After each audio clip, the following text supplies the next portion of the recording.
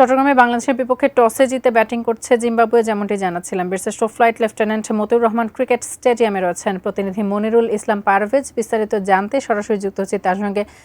পারভেজ, আমরা শেষ খবর পাওয়া পর্যন্ত জানছিলাম কোনো উইকেট ছাড়া 30 রানে রয়েছে জিম্বাবুয়ে। কি অবস্থা বিস্তারিত আপনার কাছ থেকে জানতে চাই। প্রথমে যে টসে হেরে বাংলাদেশ ফিল্ডিং এ গিয়েছে, অর্থাৎ টস জিতেছে জিম্বাবুয়ে, তারা ব্যাটিং এর সিদ্ধান্ত নেয় এবং 7 ওভার পর্যন্ত আমরা দেখেছি তারা কোনো রকম কোনো সুযোগ না দিয়ে রান করছিলেন। তবে 7 ওভারের পরে মিরাজ যখন বোলিং এ আসে, একটি সুযোগ ক্যাচ মিস হয় বাংলাদেশের। সেই সুযোগটি আসলে হাতছাড়া হওয়াতে অনেকেই আক্ষেপ করছেন যে গতবার সিলেটেও একই রকম চিত্র দেখা গিয়েছে, রান আউট করতে পারেনি, ইজি রান আউট গুলো মিস করেছে। ঠিক এখানেও তার এই 8ম ওভারে মিরাজের ওভারটিতে এসেই একদম সহজ ক্যাচ, স্লিপে দাঁড়ানো ক্যাচটি ফেলে দেওয়া হয়।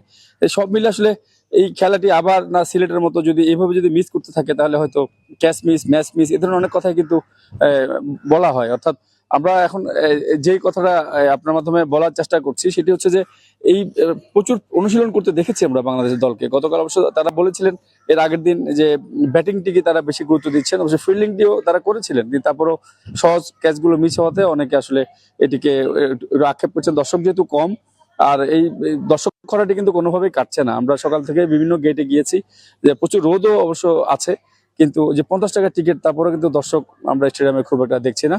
আর তারপরেও সবাই আশা করছে হয়তো বাংলাদেশ এই সিরিজটি ভালো করবে। যেহেতু প্রথম সেশনে একটি ক্যাচ মিস হয়েছে, হয়তো এরপরে হয়তো ওভারকাম করবে বা ঘুরে দাঁড়াবে, সে ধরনের প্রত্যাশা সবাই করছে। তো আপাতত flight lieutenant Motiur Rahman stadium থেকে এই সিরিজ নিয়ে আমার কাছে এতটুকুই রয়েছে। তাসফিয়া।